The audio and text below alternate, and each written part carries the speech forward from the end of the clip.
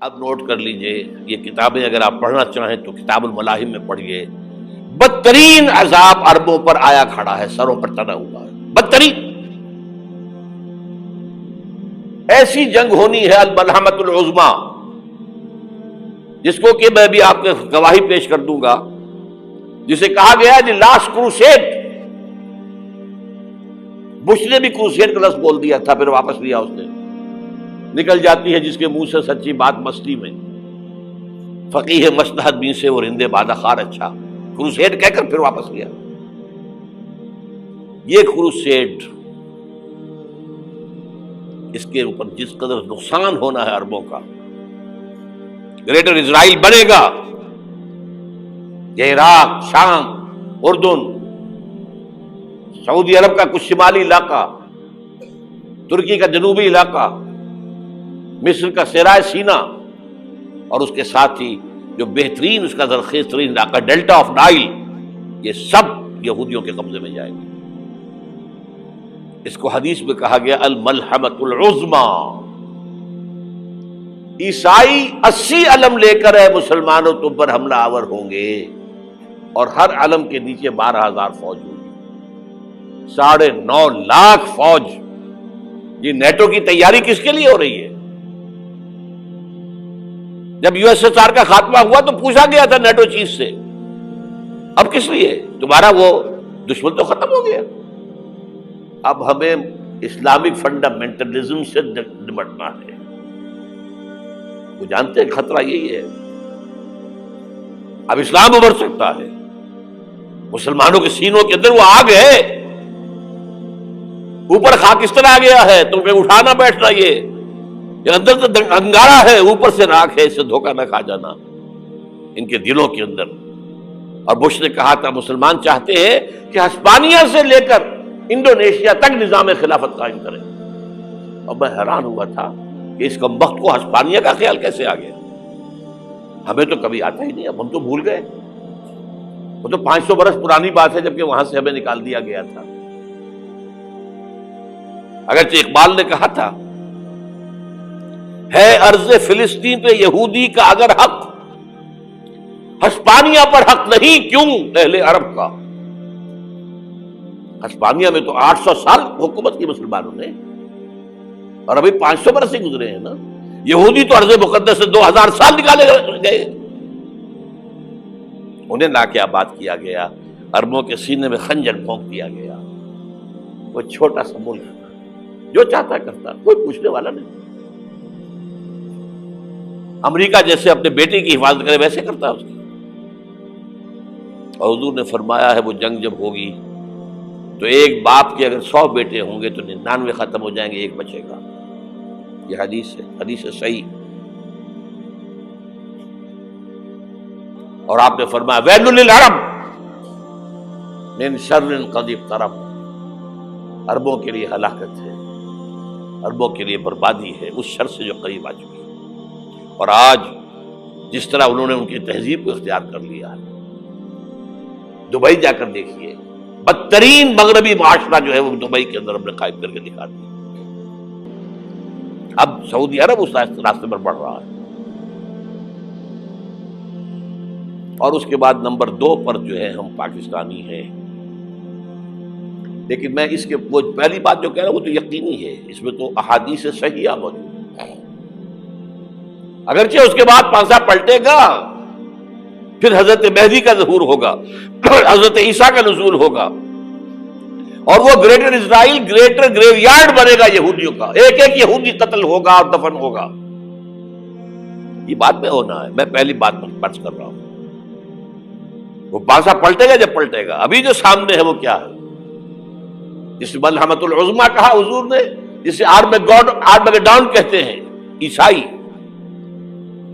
آرمگیڈون کی اگر کہیں جا کر آپ دیکھیں گے، آپ ڈکشنری میں مانی تو کیا لکھا ہے؟ A very big war which will be fought between the forces of evil and good before the end of this world۔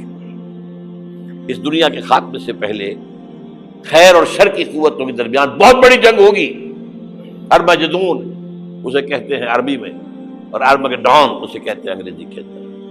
اور یہ بائبل کی آخری کتاب کے اندر ہے، جو اس میں کہ مکاشفات یوحنا، ریویلیشنز آف سینٹ جان. یہ تو میں کہہ رہا ہوں یقین کے ساتھ، اور زیادہ دور نہیں ہے، آیا چاہتا ہے.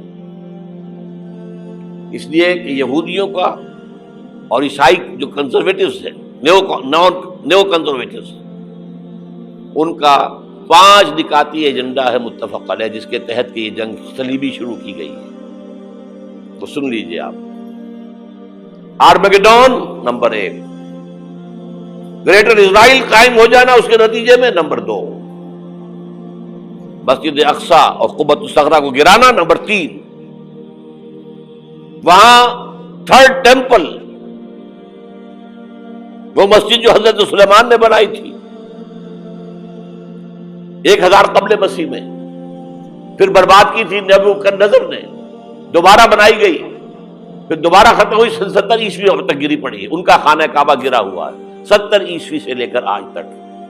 ایک دیوار ہے ویلنگ وال، جہاں جاتے ہیں، روتے ہیں، پیٹتے ہیں، ماتم کرتے ہیں، وہاں وہ بنے گا تھرڈ ٹیمپل. اور نمبر 4، اس میں لا کر رکھا جائے گا تخت حضرت داؤد کا. یہ تخت کہاں ہے اس وقت؟ یہ لندن شریف کے اندر، جو ان کی پارلیمنٹ کا جو چرچ ہے، ویسٹ منسٹر ایبے، اس میں رکھا ہوا ہے. ایک پتھر تھا جس پر بٹھا کر حضرت داؤد کی تاج پوشی ہوئی، پھر حضرت سلیمان کی ہوئی، پھر وہ پتھر رکھ دیا گیا جب حضرت سلیمان نے بنایا ہیکل مسجد اقصی، وہاں رہا وہ. ہر بادشاہ جو تھا یہودی اسی کے اوپر بٹھا کر اس کی تاج پوشی ہوتی تھی. سن 70 میں ٹائٹس نے گرایا اسے، ہیکل کو، وہ پتھر لے گیا، وہاں سے روم گیا، روم سے آئرلینڈ گیا، آئرلینڈ سے اسکاٹ لینڈ آیا، اسکاٹ لینڈ سے انگلینڈ آیا، اور اب وہ رکھا ہوا ہے 14ویں صدی عیسوی سے آج تک. وہ ویسٹ منسٹر ایبے میں رکھا ہوا، ایک کرسی کی سیٹ میں اسے بنا دیا گیا ہے تخت کی شکل میں. اب انگریزوں میں کوئی ملکہ ہو، کوئی بادشاہ ہو، جس کی بھی تاج پوشی ہونی اس میں ہو، یہ لا کر رکھا جائے گا تھرڈ ٹیمپل میں. اور اس پر یہودیوں کے خیال کے مطابق ان کا مسیحا آئے گا جو مسیح دجال ہوگا. عیسائیوں کے خیال کے مطابق حضرت عیسیٰ آئیں گے، وہ ہمارا بھی خیال ہے حضرت عیسیٰ آئیں گے علیہ السلام. بہرحال یہ تو بعد کی باتیں ہیں نا. اس وقت جو میں عرض کر رہا ہوں، عربوں پر بہت بڑا عذاب، اور پاکستان کا معاملہ البتہ یہ ہے، میں یقین سے نہیں کہہ سکتا. ہینگنگ ان دی بیلنس، ہو سکتا ہے اللہ تعالیٰ ہم پر رحم فرمائے، ہو سکتا ہے، اگرچہ اس کی کچھ شرائط ہوں گی. چمن کے مالک اگر بنا لیں موافق اپنا شعار، اب بھی چمن میں آ سکتی ہے پلٹ کر چمن سے روٹھی بہار، اب بھی ہو سکتی ہے.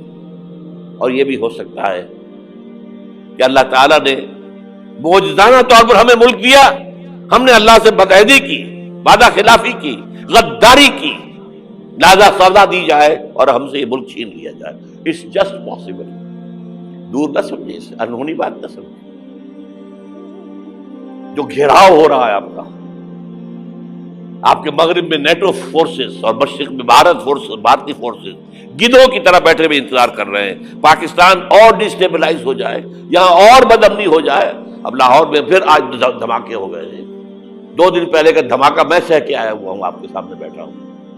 وہ جانیں بچی ہیں جو ہماری اکیڈمی کا حشر ہوا، تو میں آپ کو نہیں بتا سکتا. یہ سارا کیوں ہو رہا ہے؟ تاکہ یہاں بدامنی ہو جائے اور ہمیں جواز مل جائے. مغرب سے نیٹو فورسز داخل ہو جائیں، مشرق سے بھارتی فورسز آ جائیں، اور ہمارے ایٹمی دانت توڑ کر اور پھر ہمیں بھارت کے سامنے ڈال دیا جائے. نو ڈو ایز یو لائک. یہ ان کا نقشہ ہے. ہوگا کیا وہ اللہ جانتا ہے، ہوگا وہ جو اللہ چاہے. لیکن اللہ کا چاہنا جو ہے وہ کس پر منحصر ہے؟ یہاں انقلاب برپا کرو، یہاں اسلام لاؤ. اگر دھندوں میں لگے رہو گے تو وہ خود بخود نہیں آ جائے گا انقلاب. صحابہ نے جانیں دی تھی، کتنی تکلیفیں اٹھائی تھی. 12 برس تک مکی دور کے اندر با نشہ درویشی در ساز و دمادم زن، جو پختہ شبی خدرا بر سلطنت جم سن. یوم طائف یاد ہے جو حضرت عائشہ فرماتی ہے کہ میں نے پوچھا تھا حضور سے کہ یوم احد سے زیادہ سختی بھی آپ پر کبھی آئی؟ یوم احد پر کیا ہوا تھا؟ تلوار کا وار پڑا تھا آپ کے چہرہ مبارک، یہ جو رخسار کی ہڈی ہے اس کے اندر وار گیا ہے، اوپر خود کی 2 کڑیاں تھیں وہ اس میں گھس گئیں، 2 دندان مبارک شہید ہوئے۔ وہ خود کی کڑیاں ایک صحابی نے اپنے دانتوں سے پکڑ کے کھینچنے کی کوشش کی، دانت نکل گئے، وہ نہیں نکلی، کیا جتن کر کے نکالی گئی ہوگی تو خون کا فوارہ آیا، اتنا خون گیا ہے کہ آپ بے ہوش ہو گئے، گر گئے، اور مشہور یہ ہو گیا کہ آپ کا تو انتقال ہو گیا، شہادت ہو گئی۔ یہ سیرت کبھی پڑھی ہے؟ حضرت عائشہ کے ہوش کا تو یہی دور تھا نا، یوم طائف میں تو آپ کی کیا تھی، بچی تھی، انہیں کیا پتا کیا ہو رہا ہے حضور کے ساتھ۔ 3 دن تک حضور مکے کی گلیاں اور وہاں کے اوباش لوگ پتھراؤ کر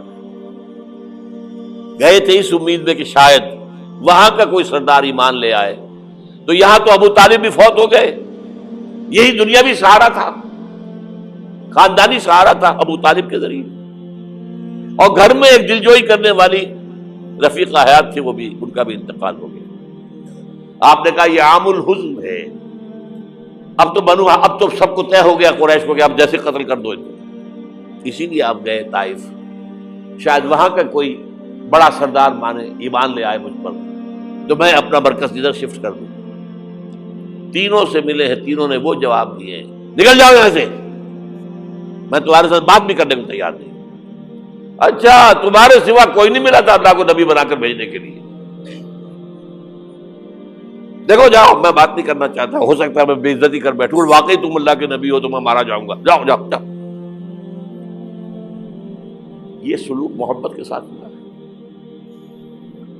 اور پھر چھوکروں کو، اسٹریٹ ارچنز جنہیں آپ کہتے ہیں، اشارہ کیا تھا، خبر لو ان کی، پتھراؤ ہو رہا ہے، ساتھ کوئی ہے ہی نہیں، ایک آدمی صرف، زید ابن حارثہ۔ اب سامنے سے پتھر آ رہے ہیں تو حضرت زید آگے آ جاتے ہیں، ڈھال بنتے ہیں، مجھے لگے پتھر حضور کو لگے، آپ پیچھے سے آ رہے ہیں، چاروں طرف سے تو ڈھال نہیں بن سکتا ایک شخص، جسم لہو لہان، خون جا کر جوتیوں میں جم گیا ہے، جوتی اتر نہیں دی۔ پھر وہاں سے واپسی پر جو دعا مانگی ہے، اللہم الیک اشکو ضعف قوتی وقلت حیلتی وہوانی علی الناس، اے اللہ تیری جناب میں فریاد لے کر آیا ہوں اپنی قوت کی کمی کا، اپنے وسائل کی کمی کا، اور جو ذلت و خواری ہو رہی ہے لوگوں کے سامنے، الا ملتقنونی، مجھے کس کے حوالے کر دیا ہے، الا بعیدی یتجہمونی، یہ میرے اوپر ہجوم کر کے آ جائے، حملہ کرے، اور عدو من لگتا امرے، یہ دشمن کے حوالے میرا معاملہ کیا، جو چاہے کر دے وہ۔ لیکن پھر عبدیت غالب آتی ہے، ان لم یکن علی غضبک فلا ابالی، اللہ اگر تو ناراض نہیں ہے تو مجھے کوئی پرواہ نہیں، سر تقدیم خم ہے جو مزاج یار میں آئے، مجھے اندیشہ یہ ہے کہ تو ناراض تو نہیں ہوگی۔ یہ تکلیفیں جھیلی ہے،